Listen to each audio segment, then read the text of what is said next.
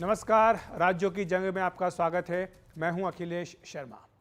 जम्मू कश्मीर विधानसभा में आज तीसरे और अंतिम चरण का मतदान पूरा हो गया। अगर एक वाक्य में कहें तो बैलेट ने बुलेट को मात दी है।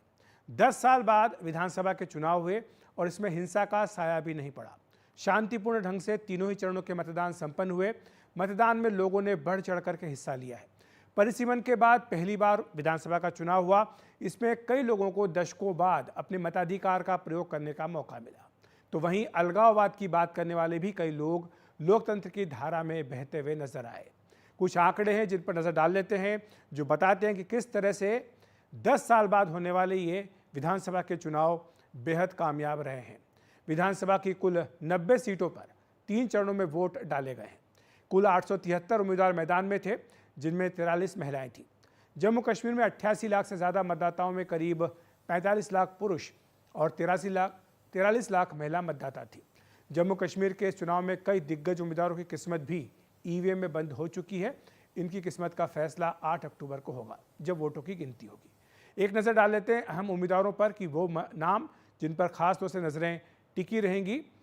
ये 10 अहम उम्मीदवार हैं। कुलगाम से सीपीएम के मोहम्मद यूसुफ तारिगामी, दुरू से कांग्रेस के गुलाम अहमद मीर, श्रीगुफारा बिजबेहरा से पीडीपी की इल्तिजा मुफ्ती, मध्य शाल्टेंग सीट से जम्मू कश्मीर कांग्रेस के अध्यक्ष तारिक हमीद कर्रा, चन्नापोरा से अपनी पार्टी के सैयद मोहम्मद अल्ताफ बुखारी, बड़गाम और गांदरबल से 2 सीटों से उमर अब्दुल्ला, जो कि नेशनल कॉन्फ्रेंस के मुखिया चुनाव लड़ रहे हैं। नौशहरा की बात करें तो जम्मू कश्मीर बीजेपी के अध्यक्ष रविंद्र रैना यहां से चुनाव मैदान में हैं। हब्बा कदल से बीजेपी के अशोक कुमार भट्ट, वहीं कुपवाड़ा से जेकेपीसी के अध्यक्ष सज्जाद गनी लोन और छंब सीट से जम्मू कश्मीर के पूर्व डिप्टी सीएम तारा चंद चुनाव मैदान में हैं। अगर तीनों दौर के मतदान की बात करें तो प्रतिशत क्या रहा है मतदान का, इस पर भी एक नज़र डाल लेते हैं। पहले दौर के मतदान में जो आंकड़ा रहा है वो करीब 61.4% का रहा। दूसरे दौर में ये जो आंकड़ा है 57.3% रहा है। और वहीं तीसरे दौर में शाम 7 बजे तक का जो आंकड़ा आया है वो 65.58% का रहा है। लेकिन आपको बता दें कि जो तीसरे दौर के मतदान के आंकड़े आए हैं ये बढ़ भी सकते हैं, क्योंकि कुछ देर बाद यानी करीब रात 11:30 बजे चुनाव आयोग एक बार फिर से आंकड़े जारी करेगा। और आपको बताएं कि जम्मू कश्मीर में अनुच्छेद 370 हटने के बाद ये पहली बार विधानसभा का चुनाव हुआ था। इससे पहले 10 साल पहले यहीं पर 2014 में विधानसभा चुनाव हुआ था। इस पूरे चुनाव में पूर्ण राज्य के दर्जे की वापसी का मुद्दा प्रमुखता से छाया रहा है। तो ये कुल मिलाकर के जम्मू कश्मीर की तस्वीर है जो हमने आपको बताई है। और इस चुनाव में कश्मीरी अवाम ने काफ़ी बढ़ चढ़ करके हिस्सा लिया है। लोगों ने खुलकर अपने मुद्दे भी सामने रखे।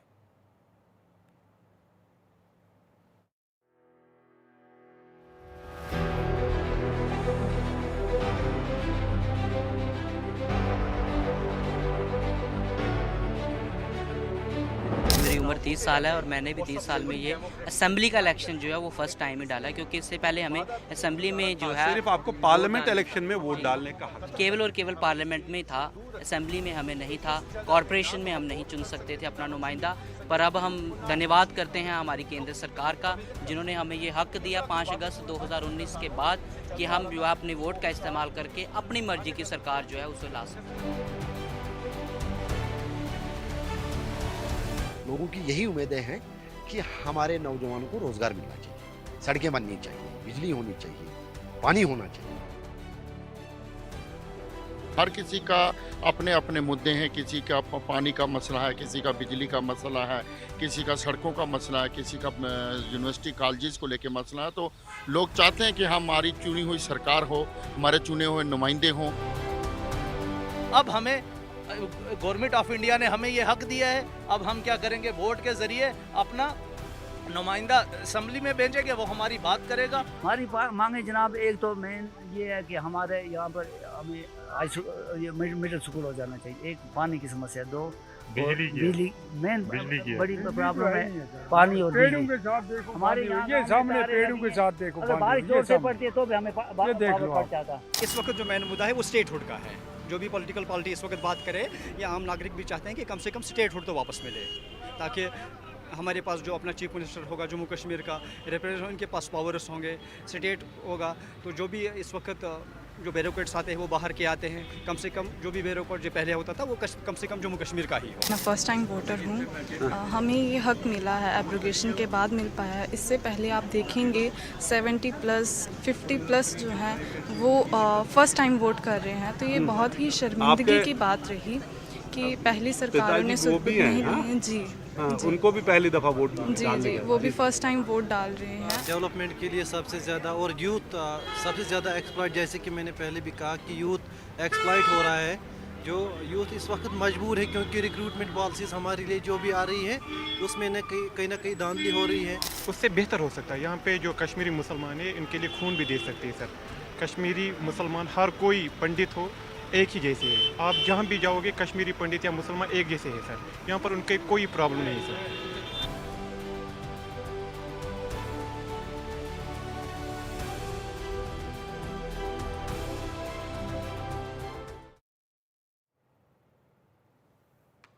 तो कश्मीर ने अपना चुनाव कर लिया है। लोगों ने जो अपनी राय दी है इस पर तो 8 तारीख को पता चलेगा, लेकिन आज हम ये कह सकते हैं 3 चरण के मतदान के बाद कि जम्मू कश्मीर की जनता ने चुनाव के लोकतंत्र के हक में अपना फैसला दिया है। इसी पर चर्चा करने के लिए हमारे साथ 2 बेहद खास मेहमान जुड़ रहे हैं। अहमद अली फयाज, वरिष्ठ पत्रकार, साथ ही अरुण जोशी, वरिष्ठ पत्रकार। आप दोनों का बहुत बहुत स्वागत है एनडीटीवी इंडिया पर। अरुण जी, आपसे शुरुआत करूंगा। आप बहुत लंबे समय से जम्मू कश्मीर की राजनीति को बहुत करीब से देखते हुए आए हैं। 10 साल बाद विधानसभा का चुनाव होना, उसमें लोगों का बढ़ चढ़ करके हिस्सा लेना, और जिस तरह से ये हिंसा मुक्त, कहें कि हिंसा से बिल्कुल साये से दूर रहा चुनाव, इसे आप किस तरह से देखते हैं? देखिए, ये जैसे आपका शीर्षक है कि मैजिक हुआ है, एक मैजिक भी है, इसमें एफर्ट्स भी हैं, और इसमें पिछले 5-6 सालों में जो बदलाव आया है उसका भी असर है। और दूसरी बात यह है कि बहुत सी इच्छाएं जो हैं लोगों की वो दबी हुई थी, उन इच्छाओं को जाहिर करने का उनको मौका मिला है, तो उन्होंने बढ़ चढ़ कर मौका लिया है। एक सिचुएशन बदली है, उस सिचुएशन का उन्होंने फ़ायदा उठाया है। ना आज कोई बाइकआउट कॉल है, ना शटडाउन है, ना स्टोन पेल्टिंग है। तो इसके लिए जो क्रेडिट है वो केंद्र सरकार को भी जाता है और लोगों को भी जाता है कि सरकार अकेले से आप खुद से सब कुछ नहीं कर सकती थी जब तक लोगों का साथ नहीं होता। लोगों ने पार्टनरशिप भी की है, लेकिन अभी तक उनको ओनरशिप नहीं दी गई। उस ओनरशिप को लेने के लिए उन्होंने डेमोक्रेसी से का सहारा लिया है और डेमोक्रेसी को रिवाइव किया है अपने जीवन के लिए। और उसके साथ साथ उनकी कुछ नाराज़गियाँ भी थी जिनको वो दूर करना चाहते हैं, और बैलेट से बढ़िया और क्या हो सकता था ये उन्होंने साबित कर दिया है, बढ़ चढ़ कर हिस्सा लेकर। और जो पोलिंग परसेंटेज आ रही है पिछले पहली फेज में, सेकंड फेज में और अब थर्ड फेज में, वो साबित करती है कि लोग अपनी इच्छाएं भी जाहिर करना चाहते हैं और उसके साथ साथ जो उनकी नाराज़गी है उसका भी समाधान ढूंढना चाहते हैं। तो ये मैं समझता हूँ, मुद्दे तो बहुत हैं, लेकिन मुद्दों पे आएंगे तो बहुत टाइम गुजर जाएगा। लेकिन सवाल ये है कि अनएम्प्लॉयमेंट का मसला जो है, और एक जो उनको लग रहा है कि सब कुछ अब उनका अपना नहीं रहा है, ब्यूरोक्रेटिक सिस्टम है, और ब्यूरोक्रेटिक सिस्टम भी अब एगमट में आ गया है। जेएनके काडर नहीं रहा है। जेएनके काडर के जो ऑफिसर्स होते थे वो 30-35 साल तक इसी राज्य में होते थे। उनका एक स्टेक होता था सोशल सिस्टम में, और पॉलिटिशियंस के साथ भी और गवर्नमेंट के साथ भी। अब जो आ रहे हैं, साल 1.5 साल के लिए आ रहे हैं, उनका इतना स्टेक नहीं है। और दूसरी बात यह है कि जो 50% लोकल ऑफिसर्स होते थे, आईएएस या आईपीएस, उनकी भाषा, मातृभाषा, मदर टंग, उसको ट्रांसलेट करने की जरूरत नहीं होती थी। वो अपने कोलिग्स के लिए भी ट्रांसलेट कर देते थे। अब तो ये लैंग्वेज बैरियर्स भी आ गए हैं, जो कि जैसे प्रधानमंत्री ने कहा कि दिल की दूरी और दिल्ली से दूरी जो पाटने की कोशिश करनी है, तो उसमें मैं समझता हूं कि लैंग्वेज का भी एक बहुत बड़ा हिस्सा रहेगा। और बिल्कुल, तो जो नया प्रशासन आएगा, नई सरकार आएगी, उसके सामने ये सारी चुनौतियां रहेंगी। अहमद अली फयाज, आपसे समझना चाहेंगे, आप किस तरह से देखते हैं 10 साल बाद विधानसभा का चुनाव होना, और जैसा कि अरुण जोशी कह रहे हैं कि ना तो हिंसा, ना पत्थरबाजी और ना ही कहीं सेपरेटिज्म की बात, तो ये सब क्या इशारा दे रहा है? क्या कश्मीर बदल गया है? जो बात कही जाती है कि नया कश्मीर है, क्या इस चुनाव ने वो साबित किया है? जहाँ तक टर्नआउट का ताल्लुक है, ये बात मानना पड़ेगी कि पिछले कई इलेक्शंस में इससे कम टर्नआउट रहा था। हालांकि 2014 में भी अच्छा खासा टर्नआउट रहा था, लेकिन उस वक्त भी धमकियाँ, खौफ वगैरह उस किस्म का माहौल था। इनकाउंटर्स होते थे, पत्थरबाजी हमले, सिक्योरिटी फोर्सेस पे, लोगों पे, उम्मीदवारों पे कातिलाना हमले, ये सब चीज़ें होती रही हैं। 2019 के बाद एकदम ये सारी चीज़ें बंद हो गई है। आहिस्ता आहिस्ता पहले 1-2 साल तो थी, लेकिन अब 5 साल गुजरने के बाद हम इस मकाम पे पहुँचे हैं जहाँ पे किसी भी शख्स को कोई खौफ नहीं है, कोई थ्रेट नहीं है किसी तरफ से, चाहे वो मिलिटेंट्स हैं, सिक्योरिटी फोर्सेस हैं या कोई और लोग हैं। अपनी पसंद के मुताबिक लोग निकलते हैं, अपने उम्मीदवार को चुनते हैं, अपनी पार्टी को चुनते हैं, वोट डालते हैं। और इसमें एक नई बात इस बार ये है कि जो लोग पहले वो जिसको वो आज़ादी की तहरीक कहते थे, वो चलाते थे, मिलिटेंसी चलाते थे, प्लेबिससिट और पाकिस्तान के साथ एक्सेशन की बातें करते थे, तो उनमें से कई लोग, हालांकि जो उनमें से सबसे बड़ी फॉर्मिडेबल मिलिटेंट ऑर्गेनाइजेशन जो थी हिजबुल मुजाहिदीन, उसका एक डिक्लेयर्ड कही या अनडिक्लेयर्ड जो पॉलिटिकल उसका विंग था जमात इस्लामी, उसके कई लोग, मैं नहीं कह सकता हूं कि वो कलेक्टिवली वो सारी जमात यहाँ पे पार्टिसिपेट कर रही है, लेकिन 8-10 लोग जो हैं वो अपने एक शुरा के तहत लिए गए फैसले के तहत इलेक्शन लड़ रहे हैं। कोई जगहों पे कुछ उम्मीदवारों को वो सपोर्ट दे रहे हैं। तो ये बात पहली बार है 1987 के बाद कि ये लोग जो 30-35 साल तक आज़ादी मांगते रहे और ऐसे लोगों को टारगेट करते रहे, न सिर्फ ये कि सोशल मीडिया पे या ज़बानी धमकियां, बल्कि उन लोगों को कत्ल भी किया गया, अगवाकारियाँ भी हुई, धमकियां, ये सब चीज़ें हुई। तो उनमें से कई लोग अब इसी इलेक्शन में अब पार्टिसिपेट कर रहे हैं। तो इससे एक तो सेपरेटिस्ट्स की जो मॉरल फुटिंग थी वो बहुत कमज़ोर हो गई, कंप्रोमाइज़ हो गई है। दूसरा, हौसला मिला है कई लोगों को। मिसाल के तौर पे सबसे ज़्यादा निशाना रहता था इनका नेशनल कॉन्फ्रेंस के ऊपर, तो इसमें नेशनल कॉन्फ्रेंस के जो कार्डर के लोग थे उनकी एक बड़ी तादाद निकलती थी वोट डालने के लिए, लेकिन फिर भी एक बड़ी तादाद वो थी जो डरते थे, जो घरों से नहीं निकलते थे। अब जब वो देखते हैं कि जमात इस्लामी वाला उम्मीदवार लड़ रहा है और उसके फॉलोवर निकल रहे हैं वोट डालने के लिए, तो उससे कहीं ज़्यादा बड़ी तादाद में निकलते हैं घरों से वोट डालने के लिए। इसके अलावा भी कई और अलायदी की पसंद जमातें हैं। तो ये एक नई बात है और ये एक पॉजिटिव इंडिकेशन है हमारे डेमोक्रेसी के का जो सफ़र यहाँ पे चल रहा है, उसमें एक काफ़ी सब्सटेंशियली एक पॉजिटिव डेवलपमेंट है। बिल्कुल। अरुण जी, अगर संक्षेप में आपसे समझना चाहें कि अब आगे जाके जो एक बड़ा कहें कि बड़ा मुकाम हासिल हुआ है, एक बड़ी सफलता मिली है, जिस तरह से पूरा विधानसभा चुनाव संपन्न हुआ, निष्पक्ष हुआ, पारदर्शी तरीके से हुआ और हिंसा से मुक्त तरीके से हुआ है, तो इसको अब आगे कैसे बढ़ाया जाए? नेक्स्ट स्टेप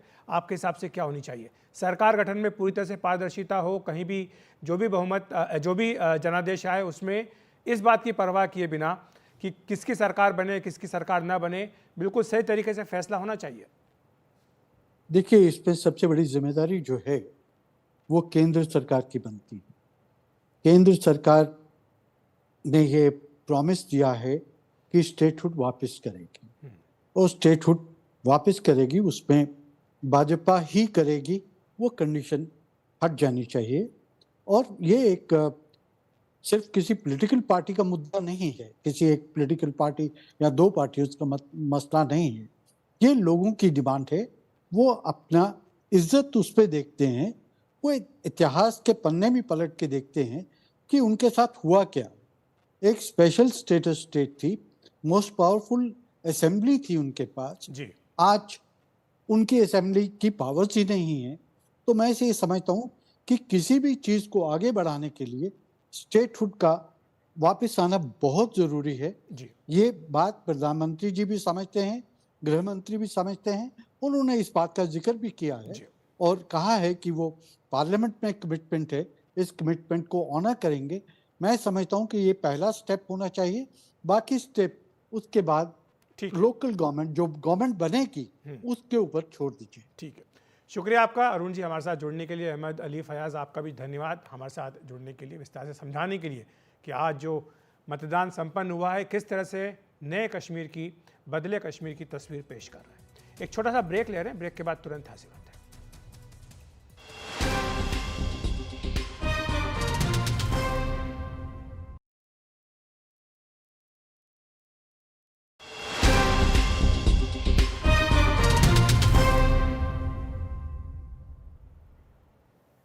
तो जम्मू कश्मीर में आज चुनाव संपन्न हो गया है। आपको बता दें कि एनडीटीवी कश्मीर चुनाव के लिए मेगा कवरेज आप तक लेकर के आया था। इसमें लोगों की समस्याओं, उनके मुद्दों और राज्य के बदले हालात पर खुलकर चर्चा हुई। आइए देखते हैं एक झलक।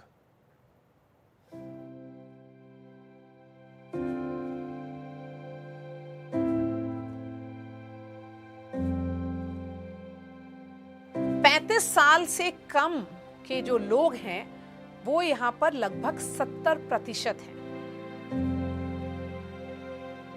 सबसे ज़्यादा युवा, पढ़े लिखे युवा कश्मीर में सबसे ज़्यादा अनएम्प्लॉयड है। मैं आजकल खुद डोर टू डोर कैंपेनिंग में जाता हूँ और उस डोर टू डोर कैंपेनिंग में जाता हूँ 11 बजे 12 बजे when I knock the door of some house, वहाँ से एक नौजवान निकल के आता है। He is MSc, he is PhD, but he is sitting idle at home. मुद्दे जो हैं काफ़ी अहम है यहाँ के नौजवानों के लिए, खासकर सरकार जो है वो फोकस कर रही है नौजवानों पर, यंगस्टर्स पर।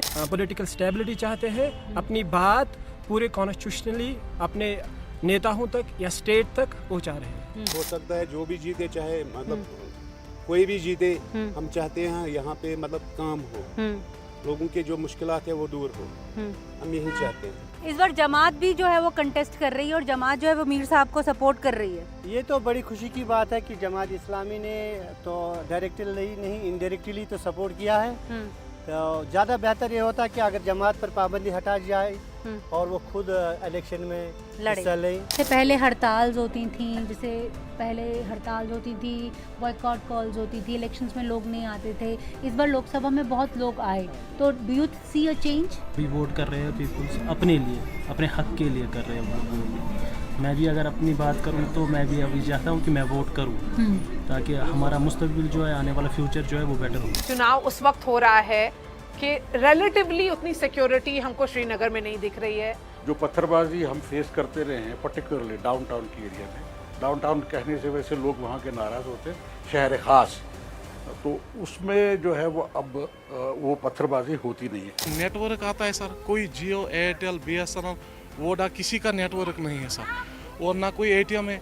पिछले दिनों यहाँ 1 महीने पहले एक लड़के कुछ घूमने गए थे सर, तो वहाँ पे जो है वो कुछ शूट कर रहे थे, एक लड़के को फिसलन हो गई सर, उसका जो है पैर फिसल के नीचे चला गया, उसको थोड़ी सी चोटें आई थी सर। अगर उसको जल्दी ट्रीटमेंट यहाँ मिलता, हॉस्पिटल कहीं नज़दीक होता, तो वो उसकी डेथ नहीं होती सर। 15 नवंबर के बाद कोई गारंटी नहीं है सर। यहाँ पे जो है, यहाँ से जो भी गाड़ी आती है डर डर के आते हैं, आगे लैंडस्लाइड होती है, कोहरा होता है सर नीचे रोड पे। तो अगर आज जो है 100 में 50% गाड़ियाँ यहाँ से चलती है, तो नवंबर 15 के बाद जो है सर 10% हो जाती है। कोई यहाँ से आने के लिए तैयार नहीं होता है सर। जो 2 प्रमुख सड़कें जम्मू को कश्मीर वादी से जोड़ती हैं, उनमें से मुगल रोड एक प्रमुख है। अनफॉर्चुनेटली ये 6 महीने बंद रहता है, इस कारण हमें बहुत सी कठिनाइयों का सामना करना पड़ता है। जिन लोगों को जो पहुँच जाना पड़ता है वो आया नगरोटा होके, बानाल होके जाना पड़ता है, उसमें 2 दिन लग जाते हैं। अगर ये टनल हमारे लिए बन जाती है तो हमारे ट्रांसपोर्ट्स के लिए बहुत ही अच्छा रहता है, और जो पैसेंजर है उनके लिए भी सुविधाजनक होते, रेट सस्ता मिलता और हमको भी टाइम बहुत कम लगता। पीर गली से उतरते ही रोड इतना ख़राब है, इतना खस्ता है कि वहाँ पर डरते हैं जाने के लिए, क्योंकि वहाँ पर ऊपर से लैंडस्लाइड का खतरा होता है। और हम चाहते हैं कि सरकार ये टनल जल्द से जल्द हमारे ट्रांसपोर्टों के और लोगों के हित के लिए करे। मेरी बाईं तरफ ये पूरा इलाका जो आप देख रहे हैं, ये भारत का हिस्सा है। इसके पीछे वो जो पहाड़ी आप देख रहे हैं, वो भी भारत का हिस्सा है, लेकिन चूंकि ये पाकिस्तान के कब्जे में है, इसलिए इसको कहते हैं पाकिस्तान ऑक्यूपाइड कश्मीर। अक्सर इस इलाके में सीज फायर वायलेशन हुआ करते थे। बीते कुछ वक्त से यहाँ पर शांति है, लेकिन अगर चंद साल पीछे जाएं तो यहाँ अक्सर पाकिस्तानी सेना और पाकिस्तानी रेंजर्स की ओर से गोले बरसाए जाते थे। कई लोगों के मकान चले गए, कई लोगों की खुद की जानें चली गई और कई लोग टांगों से माजूर हैं, इस वक्त अपने घर में बैठे हैं। तो उनको कोई गवर्नमेंट की तरफ से मतलब ये मुआवजा वगैरह कुछ नहीं दिया गया। आज तो हम लोग खुद पढ़े लिखे हैं सर, मैं 10th पास हूँ, मैं पोर्टर काम करता हूँ। यहाँ बहुत बेरोज़गारी है सर, यहाँ कोई रोज़गार नहीं मिलता है, यहाँ कुछ नहीं है। हम गरीब लोगों के मतलब बस की बात नहीं है दिन चला।